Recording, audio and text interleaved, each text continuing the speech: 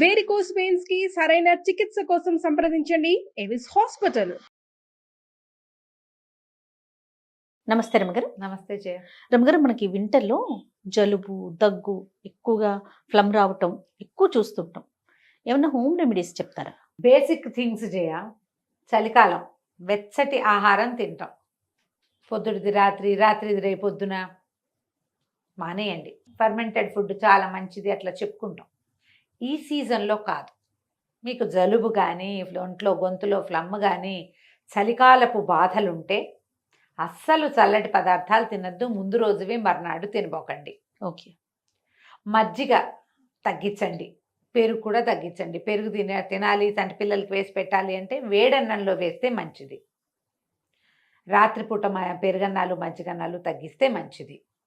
కొంచెం వేడి వేడి పదార్థాలు, కూరలు వేడి, అన్నం వేడి, చారులు పులుసులు అలాంటివి తింటే హాయిగా వెళ్తుంది. కిచిడి లాంటివి తినండి, రొట్టెలు చేసుకోండి, చపాతీలు అవి వేడి వేడిగా, దోశలు వేడిగా, ఇడ్లీ వేడిగా, అన్నం వేడిగా, ఇవన్నీ వేడే. వేడిగా తింటే అంత బాధలు ఉండకుండా ఉంటాయి. చలికాలంలో ఏంటంటే శరీరానికి వేడి అవసరం. కొంచెం మంచిగా ఆయిల్ మసాజ్ చేసుకోవటం, బాగా వెచ్చటి బట్టలు వేసుకోవటము, ఇంట్లోకి అన్ని పక్కల నుంచి చలి వచ్చేస్తుంటే వాటిని అరికట్టుకోవటము, పిల్లల్ని వెచ్చగా ఉంచటము, ఇవి ఇంపార్టెంట్. చల్లటి పదార్థాలు తాగటం కానీ, కూల్ డ్రింక్స్ తాగటం కానీ, తర్వాత ఐస్ క్రీమ్స్ తినటము, ఎక్కువగా తీపి పదార్థాలు రాత్రిపూట తినటము. స్వీట్స్ తినచ్చు కానీ పగళ్ళే, రాత్రిళ్ళు తినద్దు. పంచదారతో చేసిన ఏ స్వీట్ రాత్రి తిన్నా చలికాలం మామూలుగానే జలుబు, చలికాలం మరీ జలుబు చేస్తుంది. వీటిని కొంచెం అవాయిడ్ చేయండి. నూనెలో వేసిన తీపి పదార్థాలు ఉంటాయి కొన్ని, అవి మానేసుకోండి లేదా తగ్గించుకోండి. పగలే తినాలి. సిట్రస్ ఫ్రూట్స్ తీసుకోండి, అవి కూడా పగళ్ళే, రాత్రిళ్ళు కాదు.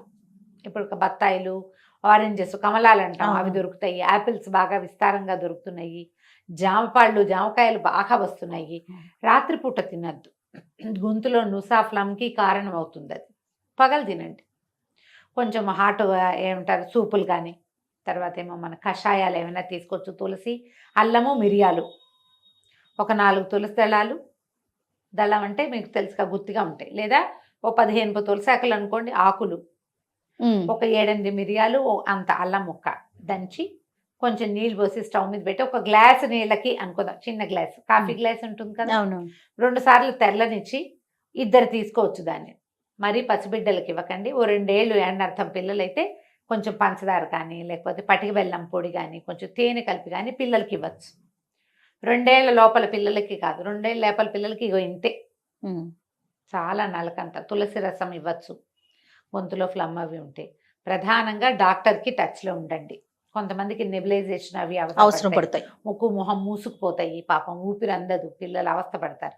చంటి పిల్లలకి కొంచెం గొంతులో నుసగా ఉంటే పక్కకి తిప్పి పడుకోబెట్టండి. ఏదైనా కొంచెం ఆయిల్ మసాజ్ లాంటిది కొంచెం గుండెల మీద అట్లా కొద్దిగా తేలిగ్గా రాసి, కొంచెం వెచ్చటి కాపడం, వేడి వేడి కాపడం కాదు సుమా, కొంచెం వెచ్చగా కాపడం పెడితే ఈ గొంతులో గరగరలాడుతున్నటువంటి ఫ్లమ్ బయటకు వచ్చేస్తుంది. కడుపు నిండుగా ఉన్నప్పుడు కాపడాలు పెట్టబోకండి.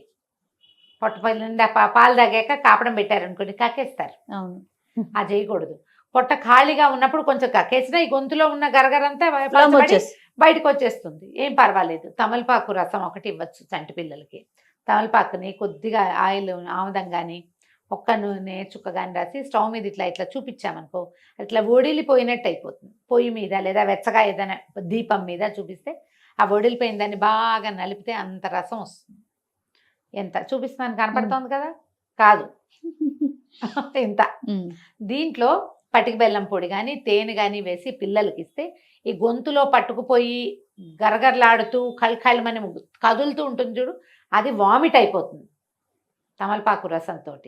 కొంచెం 7-8 నెలలు ఉన్న పిల్లలకి అట్లా ఇవ్వచ్చు. చాలా జాగ్రత్తగా 1 టైం, ఒక్కసారి ఈ పని, రోజు కాదు, ఒక్కసారి. కడుపు నిండుగా ఉన్నప్పుడు, పాలు ఫుల్గా తాగినప్పుడు, ఏదైనా సరిలేకో గిరిలేకో, రాగి మాల్టో, ఉగ్గో కడుపు నిండా పిల్లలు తిన్నాక మాత్రం ఇవ్వకూడదు.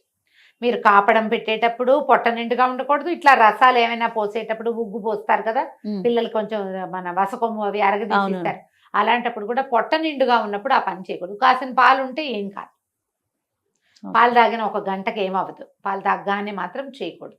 ఇవి ఇవ్వచ్చు. మీరు కూడా శుభ్రంగా తులసి రసం తీసుకోవచ్చు, మిరియాల కషాయం తీసుకోవచ్చు, తిప్పతీగ కషాయం తీసుకోవచ్చు. ఏ గ్రీన్ టీ తాగినా హాయిగానే ఉంటుంది. కరివేపాకు, ధనియాలు, మిరియాలు, అల్లము 4టిని కషాయంలాగా కాచే శుభ్రంగా నేటివ్ టీ తాగేయండి. మన దగ్గర సుమన్ టీవీ ఛానల్లో మామ్స్లో ఉన్నాయి అవును అవును. కషాయాలు. 3-4 కషాయాలు తీసుకోండి. తమలపాకు కషాయం కూడా కాచుకుని తాగొచ్చు. మన గొంతులో నుసగా ఉంటే 2 తమలపాకులు చింపేయండి చక్కగా, శుభ్రంగా కడిగేసి, కడగకుండా కాదు, చక్కగా కడిగేసేయండి. తుడచకపోయినా పర్వాలా, చింపి నీళ్ళలో వేయండి. ఒక గ్లాస్ నీళ్ళకి, ఆ గ్లాస్ నీళ్ళకి 2 తమలపాకులు వేసుకోవచ్చు. 2 సార్లు తెరలనిస్తే నీళ్ళని చిన్న పింకిష్గా మారుతాయి నీళ్ళు. చాలా స్లైట్ కలర్ చేంజ్ మాత్రం వస్తుంది. ఈ నీళ్ళల్లో కొంచెం షుగర్ వేసుకోండి, లేకపోతే అలాగే తాగండి. కొంచెం ఉప్పు, లెమన్, నిమ్మరసం వేసుకున్నా కూడా బాగుంటుంది. హాయిగా తాగేయండి. అది గ్రీన్ టీ లాగా బాగుంటుంది. చిన్న తమలపాకు వాసన వస్తుంది. ఈ గొంతులో ఉన్న నుస వాటికి బాగా పనిచేస్తుంది.